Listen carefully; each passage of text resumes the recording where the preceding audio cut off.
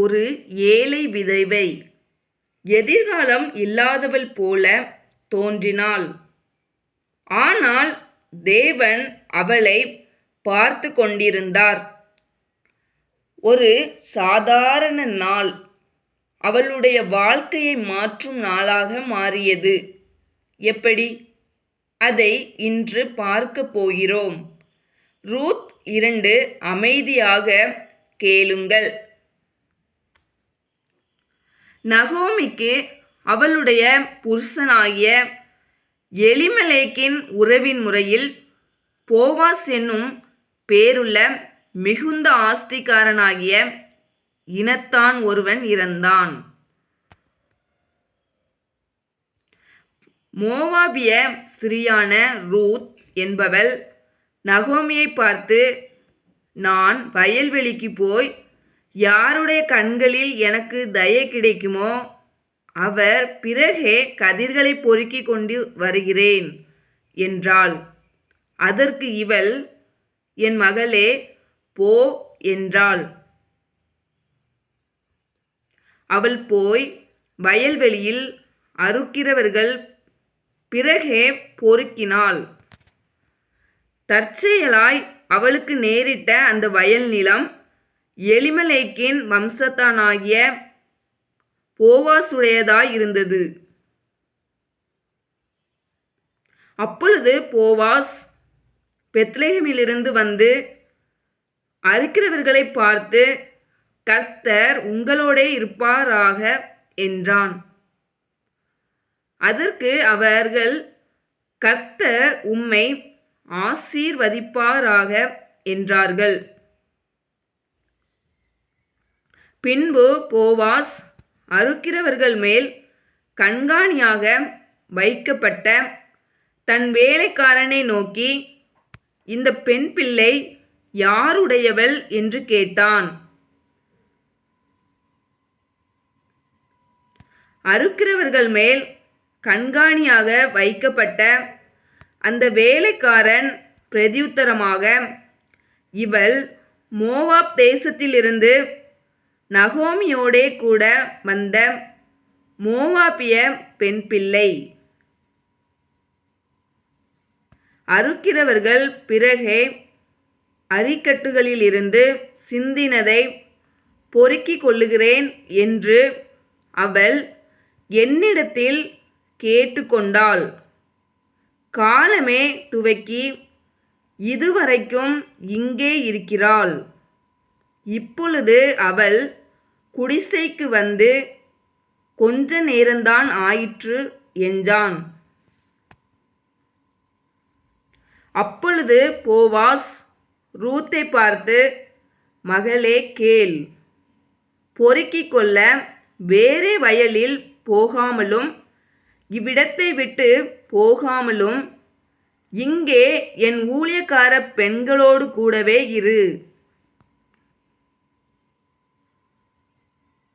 அவர்கள் அறுப்பறுக்கும் வயலை நீ பார்த்து அவர்கள் பிறகே போ. ஒருவரும் உன்னை தொடாதபடிக்கு வேலைக்காரருக்கு கட்டளையிட்டிருக்கிறேன்.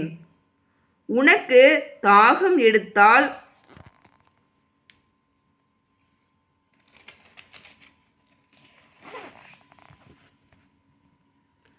தண்ணீர் குடங்கள்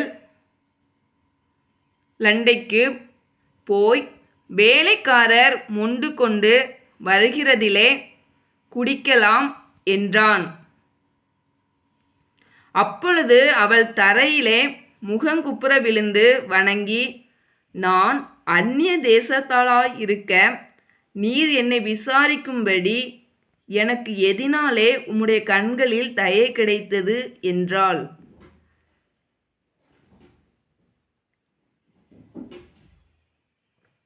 அதற்கு போவாஸ் பிரதியுத்தரமாக, உன் புருஷன் மரணமடைந்த பின்பு நீ உன் மாமியாருக்காக செய்ததும், நீ உன் தகப்பனையும் உன் தாயையும் உன் ஜென்ம தேசத்தையும் விட்டு முன்னே நீ அறியாத ஜனங்களிடத்தில் வந்ததும் எல்லாம் எனக்கு விவரமாய் தெரிவிக்கப்பட்டது.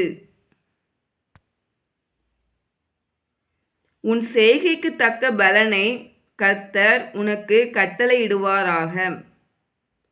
இஸ்ரவேலின் தேவனாகிய கர்த்தருடைய செட்டைகளின் கீழ் அடைக்கலமாய் வந்த உனக்கு அவராலே நிறைவான பலன் கிடைப்பதாக என்றான். அதற்கு அவள், என் ஆண்டவனே, உம்முடைய கண்களில் எனக்கு தயை கிடைக்க வேண்டும்.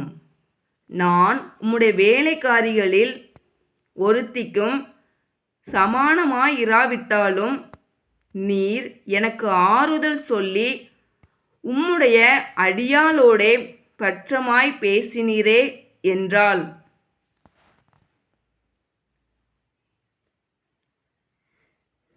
பின்னும் போவாஸ் சாப்பாட்டு வேளையில் அவளை பார்த்து, நீ இங்கே வந்து இந்த அப்பத்திலே புசித்து காடியிலே உன் துணிக்கையை தோய்த்துக்கொள் என்றான்.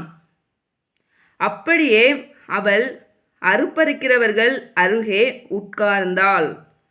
அவளுக்கு வறுத்த கோதுமையை கொடுத்தான். அவள் சாப்பிட்டு திருப்தி அடைந்து மீந்ததை வைத்து கொண்டாள். அவள் கதிர் பொறுக்கிக் கொள்ள எழுந்தபோது போவாஸ் தன் வேலைக்காரரை நோக்கி, அவள் அரிக்கட்டுகள் நடுவே பொறுக்கிக் கொள்ளட்டும், அவளை ஈனம் பண்ண வேண்டாம். அவள் பொறுக்கிக் கொள்ளும்படிக்கு அவளுக்காக அரிகளிலே சிலதை சிந்த விடுங்கள், அவளை அதட்டாதிருங்கள் என்று கட்டளையிட்டான். அப்படியே அவள் சாயங்காலம் மட்டும் வயலிலே கதிர் பொறுக்கினாள். பொறுக்கினதை அவள் தட்டி அடித்து தீர்ந்தபோது அது ஏறக்குறைய 1 மரக்கால் வாற்கோதுமை கண்டது.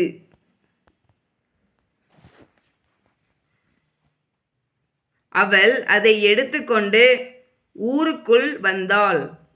அவள் பொறுக்கினதை அவளுடைய மாமி பார்த்தாள். தான் திருப்தியாய் சாப்பிட்டு மீதியாக வைத்ததையும் எடுத்து அவளுக்கு கொடுத்தாள்.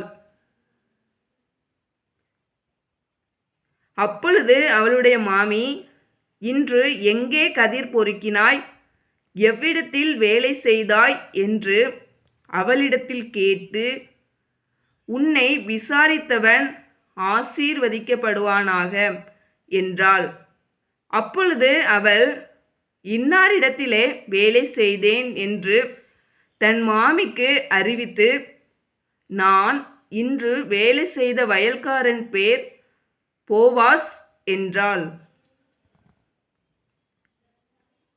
அப்பொழுது நகோமி தன் மருமகளை பார்த்து, உயிரோடு இருக்கிறவர்களுக்கும் மரித்தவர்களுக்கும் தயவு செய்கிற கர்த்தராலே அவன் ஆசீர்வதிக்கப்படுவானாக என்றாள்.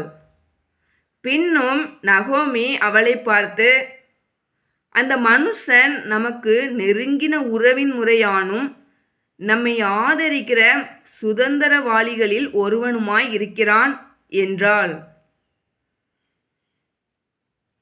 பின்னும் மோவாபிய ஸ்திரீயான ரூத் அவர் என்னை நோக்கி, என் அறுப்பெல்லாம் அறுத்து தீருமட்டும் நீ என் வேலைக்காரிகளோடே கூடவே இரு என்று சொன்னார் என்றாள். அப்பொழுது நகோமி தன் மருமகளாகிய ரூத்தை பார்த்து, என் மகளே, வேறொரு வயலிலே மனுஷர் உன்னை எதிர்க்காதபடிக்கு நீ அவன் வேலைக்காரிகளோடே போகிறது நல்லது என்றாள்.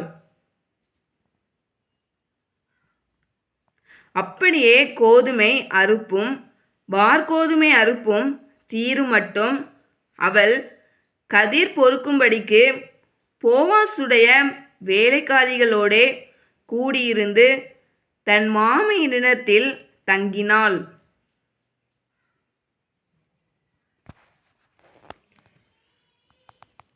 ஆமேன். ரூத் 2 நமக்கு நினைவூட்டுவது, தேவன் நம்மை ஒருபோதும் மறப்பதில்லை. அவர் சரியான நேரத்தில் சரியான மனிதர்களையும் சரியான ஆசீர்வாதங்களையும் நம் வாழ்க்கையில் கொண்டு வருகிறார். இந்த வேதாகம வாசிப்பு உங்கள் இதயத்தை தொட்டிருந்தால் தேங்க்யூ ஜீசஸ் என்று கமெண்ட் செய்யுங்கள், லைக் செய்யுங்கள், ஷேர் செய்யுங்கள். ஜீவவார்த்தை சேனலை சப்ஸ்கிரைப் செய்யுங்கள். டெஸ்கிரிப்ஷனின் முதல் வரியில் இருக்கும் பிலிப்பியர் 4 வாசிப்பின் லிங்கை தவறாமல் பாருங்கள். தேவன் உங்கள் குடும்பத்தையும் வாழ்க்கையையும் ஆசீர்வதிப்பாராக. நன்றி.